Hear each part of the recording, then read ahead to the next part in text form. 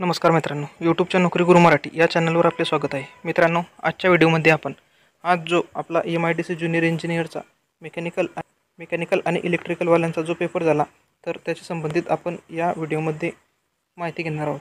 तर आजचा जो पेपर झाला तर त्याच्यामध्ये कोणते प्रश्न आले होते, किती मार्कांसाठी आले होते, कसे आले होते, हे आपण या व्हिडिओच्या माध्यमातून पाहून घेणार आहोत. तुम्ही जर हा ज्युनियर इंजिनियर MIDचा पेपर दिला असेल तर तुमच्या जर लक्षात असतील कोणते प्रश्न आले होते तर तुम्ही ते कमेंट बॉक्समध्ये कमेंट करून सांगू शकता.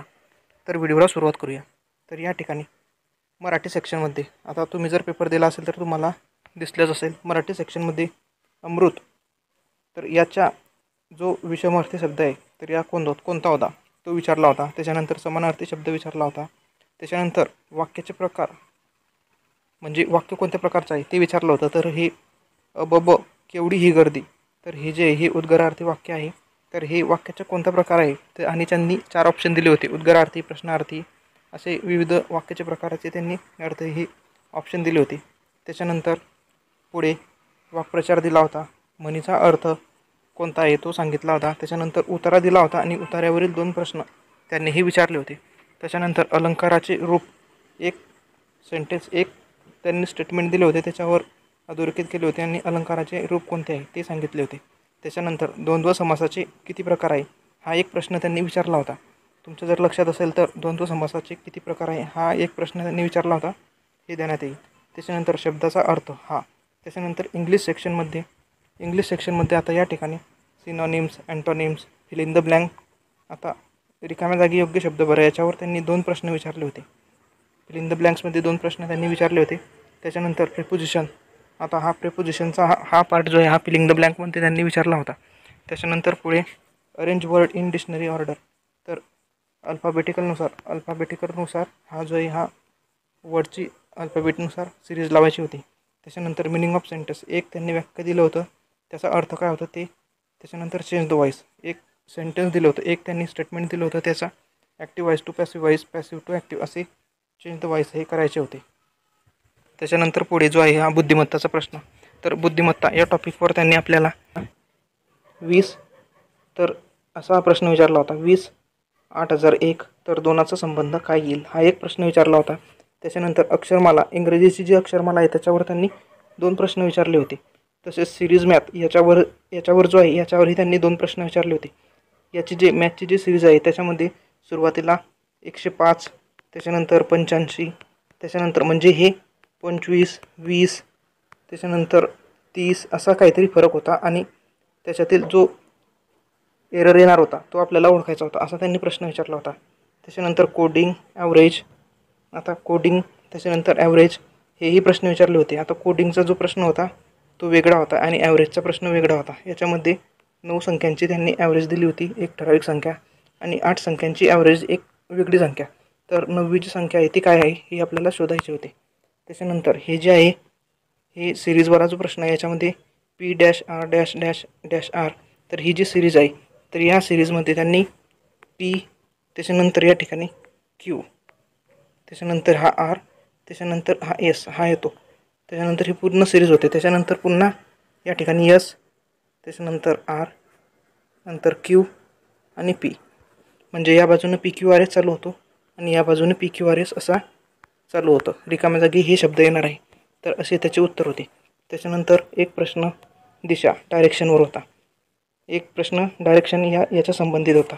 एक मुलगा पूर्वेकडे 3 किलोमीटर गेला आणि पुन्हा तो उजवीकडे वळून 9 किलोमीटर गेला आणि 15 किलोमीटर पुन्हा उजवीकडे गेला. तर सुरुवातीपासून तर शेवटपर्यंत किती अंतर आहे आणि कोणत्या दिशेला आहे हा प्रश्न त्यांनी विचारला होता. तर हे प्रश्न त्यांनी विचारला होता तर याचे योग्य उत्तर डी ऑप्शन होते, म्हणजे ऑप्शनमध्ये उत्तरच नव्हतं, यापैकी नाही म्हणून होतं. त्याच्यानंतर सहसंबंध, याच्यामध्ये 2 शब्द दिले होते, 2 शब्द असे दिले होते, त्याच्यावरून तिसरा शब्द जो आहे त्याचा संबंध काय येईल तो त्यांनी विचारला होता. त्याच्यानंतर GK जे आहे जनरल नॉलेजचे पहिले पद्मविभूषण कोणाला दिले, पर्यावरण दिवस रोजी जागतिक थीम काय होती हाही विचारला होता. ऑस्ट्रेलियाचे चलन काय होते हे विचारले होते. त्याच्यानंतर एक देश दिला होता त्याची राजधानी काहीतरी ते विचारली होती आणि इतरही प्रश्न होते. तुम्हाला जर लक्षात असतील तर तुम्ही कमेंट बॉक्समध्ये कमेंट करून सांगू शकता. त्याच्यानंतर MIDC ॲक्टविषयी 10 प्रश्न त्यांनी विचारले होते. MIDCचा जो ॲक्ट राहतो त्याच्या संबंधितचे 10 प्रश्न त्यांनी विचारले होते. त्याच्यानंतर पुढचा जो आहे पुढचे 50 प्रश्न आता आपल्या मेकॅनिकल अँड इलेक्ट्रिकल या सब्जेक्टविषयी 50 प्रश्न त्यांनी 100 मार्कांसाठी विचारले होते. तर याच्यामध्ये त्यांनी काय काय विचारले होते ते आपण थोडक्यात पाहणार आहोत. तर या ठिकाणी तुम्ही पाहू शकता इलेक्ट्रिकल आणि मेकॅनिकल या ज्या विषयासंबंधित ज्या जागा होत्या तर हे जे पेपर आहे तर याच्या संबंधित त्यांनी आपल्याला IC इंजिनवरील त्यांनी प्रश्न विचारले होते. त्याच्यानंतर क्लिअरन्स व्हॉल्यूम रेशो याच्यावरही त्यांनी प्रश्न विचारले होते. VS/VC, clearance volume, swept volume, त्याच्यानंतर total volume upon swept volume असा रेशो विचारला होता. तर या रेशोला काय म्हणतात असं त्यांनी विचारले होते. IC इंजिनवरील इग्निशनबद्दल त्यांनी विचारले होते. त्याच्यानंतर इंजिनमध्ये जो इग्निशन डिले पिरियड होतो तर त्याच्या फेनॉमेननला काय म्हणतात तर याच्यावर त्यांनी एक स्टेटमेंट दिले होते आणि त्याच्या फेनॉमेनन कशामुळे होतो हे त्यांनी विचारले होते. तर तेही त्यांनी विचारले होते. त्याच्यानंतर इंजिनचे वर्किंग त्यांनी विचारले होते. तर इंजिनचे वर्किंग होत असताना सक्शन करताना तर प्रश्न कसा होता तर आपले इंजिन जे आहे इंजिन वर्क होत असताना सक्शन स्ट्रोकमध्ये काय प्रोसेस होते तर सक्शन स्ट्रोकमध्ये काय प्रोसेस होते हे विचारले होते आणि त्याच्याखाली त्यांनी ऑप्शन दिले होते. तर सुरुवातीला ऑप्शनमध्ये फक्त एअर येते, त्याच्यानंतर त्यांनी फक्त सांगितले होते फक्त फ्यूल येते, तिसऱ्या ऑप्शनमध्ये फक्त एअर फ्यूल हे येतं आणि चौथ्या ऑप्शनमध्ये फक्त ताजी हवा आणि इतर काहीतरी सांगितले होते. तर असं त्यांनी इंजिनच्या वर्किंगवर एक प्रश्न विचारला होता. त्याच्यानंतर फ्यूल क्वालिटी तर फ्यूल क्वालिटी संबंधित त्यांनी एक जो प्रश्न विचारला होता तो कसा होता तर फ्यूलची क्वालिटी कशी मेजरमेंट करता. तर त्याच्यानंतर ऑक्टेन नंबर, डिकेन नंबर हा नंबर त्यांनी दिला होता. तर याच्यापैकी एक नंबर त्यांनी फक्त ऑक्टेन नंबर दिला होता. त्याच्यानंतर त्यांनी पुढे रेफ्रिजरेशन याच्यावरही एक प्रश्न विचारला होता. रेफ्रिजरेशनवर त्यांनी R11 जो रेफ्रिजरंट आहे R11 हा जो रेफ्रिजरंट आहे तर त्याची व्हॅल्यू त्यांनी -15 डिग्री R11 याची व्हॅल्यू -15 डिग्री सेल्सिअसला किती असते तर हे त्यांनी विचारले होते. त्याच्यानंतर रिव्हर्स कार्नोट सायकलची इफिशियन्सीची जे फॉर्म्युला आहे तर रिव्हर्स कार्नोट सायकल इफिशियन्सीचा जो फॉर्म्युला आहे तो त्यांनी विचारला होता.